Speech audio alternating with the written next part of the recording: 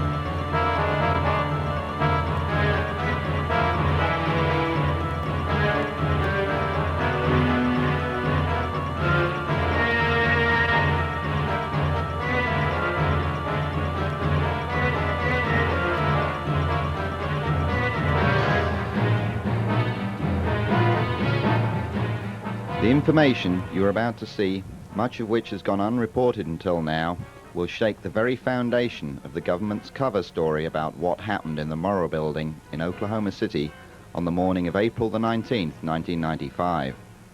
The news staffs of ABC TV and radio, CNN, Associated Press, as well as those of Time and Newsweek magazines, have known most of these facts for several months. They have chosen to ignore everything that does not seem to further incriminate the FBI's designated guilty parties. For the next 90 minutes, settle back in your easy chair and place yourself in the jury box. You will be seeing evidence that the juries in the real-life trials of Timothy McVeigh and Terry Nichols may never be allowed to see. Some time ago, a number of calls came into our network here at White Springs that indicated something was very wrong in the Oklahoma bombing matter. Families of the victims spoke out. They said things were not as the national media was portraying supposed facts. We started looking into the Oklahoma bombing and became more and more concerned, to the point where we commissioned this team to take cameras, investigators, and reporters to Oklahoma City and elsewhere to try to put the pieces together. Expensive, dangerous, but somebody has to do it. What follows now is their report. Hi, I'm Pat Shannan. Over the past 5 months, I have had 5 separate trips back to Oklahoma City to investigate those mysterious bombings. As you can imagine, it must have been a horrible and a terrifying scene that morning. Men and women went to work just as they'd always done and suddenly died. Trusting parents took their children to the daycare center on the 2nd floor, which just happened to be positioned to where it took the brunt of the 7 floors of concrete above it falling. And 19 children were crushed to death that morning. President Clinton, if you remember, came on the following Sunday to a memorial service for those children at one of the churches in downtown Oklahoma City.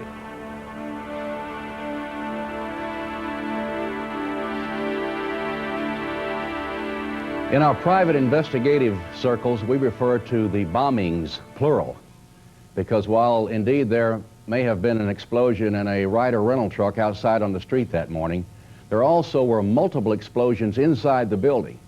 Now, why the federal investigators and the establishment media refuse to acknowledge these facts, we cannot say. Why the BATF refused to answer any questions? For 35 days, they were challenged on no one being in their offices that morning. They were finally forced to yield to pressure when a mother who had lost 2 of her babies in the nursery that day came forward on national television to challenge them. At which time a District Director Les Martz from Dallas said that indeed there were 5 agents in the building. In fact, one of them, their local director, Alex McCauley, was riding on an elevator at the 8th floor with the DEA agent, And at the moment of the explosion, they fell to the 3rd floor. But Les Martz lied. Our later investigation proved this. Did Timothy McVeigh and Terry Nichols really pull off the greatest mass murder in American history? Would a 26-year-old Timothy McVeigh, with just a few years in the military, have the experience and the knowledge to be able to do this? And if so, would he be stupid enough to drive up the highway at 85 miles an hour with no tags on his car? And if he were stopped by the highway patrolman, Charlie Hanger, as he was, would he hesitate to kill one more after murdering 169 people? Why would the President of the United States and his Attorney General make accusations of people and groups around the country, accusations that they knew not to be true? Why did the governor of Oklahoma, Governor Frank Keating, attempt to thwart a member of his own party, Representative Charles Key, who simply wanted and asked for an independent investigation outside of the auspices of the FBI? These are a few of the many, many questions we've been pursuing all summer and will pursue in the next 90 minutes or so. But when we finish, you may have more questions than answers. J.D. Cash is an investigative reporter whom I had the good fortune to meet on my second trip to Oklahoma and who has worked very closely with me on this case. He is a lawyer who at age 40 retired from his business in Tulsa with enough means to pursue his long-suppressed desire to be a writer. When the explosions in Oklahoma City captured his attention, he immediately began to investigate the discrepancies in the accepted story, the single blast theory. Now, several of his articles about the contradiction of facts in this tragedy have been published locally, but he began to notice that when his editor submitted his articles to the Associated Press, they continually were being ignored. When he finally inquired in person with AP as to why they were not running his articles, he was told by the bureau chief in Oklahoma City that they had been asked by the FBI not to pursue the Middle East connection. But J.D. Cash is a tenacious reporter whose experience in the legal profession long ago taught him not to write anything that he cannot document. He has collected astounding facts that you are yet to hear from your television network news. The 1st of May, I started making some phone calls. There were some things that I was seeing on the national news that didn't add up, and there were some questions. There were a lot of questions that the national news wasn't even asking. And so I started making some phone calls and immediately ran into the Assistant Fire Marshal, Dick Miller. And Dick, I wanted to know where the ATF, DEA, and Secret Service was maintaining their magazines in the building. It was my understanding that they did have magazines in that building, and I wanted to know where they were located. In the conversation, he explained to me that he had never done an inspection of that building because that is a federal building and he's off limits there because of his role as being a city employee. But he did say that he had located, or the bomb squad had discovered at around 10:30 a.m. on the day of the bombing, a 2-foot by 2-foot by 2-foot box marked high explosives. The box was taken by the Oklahoma City bomb squad out to a remote area where it was detonated. His exact words were, Mr. Cash, when they detonated that, it was definitely high explosives. No question about it. We have a number of witnesses that actually helped the BATF remove high explosives that were still undetonated from the Murrah building after a period of about 2 weeks. And I have since been able to interview a number of civilians who have told me in interviews on tape, on the record, that indeed they did help the ATF remove explosives and weapons such as a tow missile, such as hand grenades, cases of munitions marked explosives.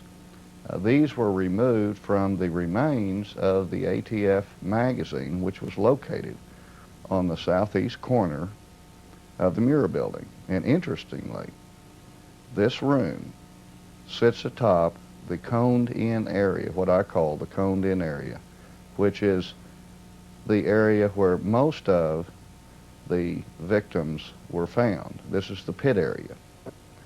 But this room sat right up on top of it and was ruptured. J.D., how many people have you actually spoken with who heard multiple explosions that morning? I have talked to so many people who have heard multiple explosions that I have really lost count. We call them the Two Blast Club. Actually, it's no longer a point of dispute, especially when you're interviewing someone who has a military background. Those are the people who have, especially combat veterans who have been under fire. They're very attuned to explosives. I even talked to a demolition expert who was sitting in a cafeteria in Edmond, some 30 miles from the blast site.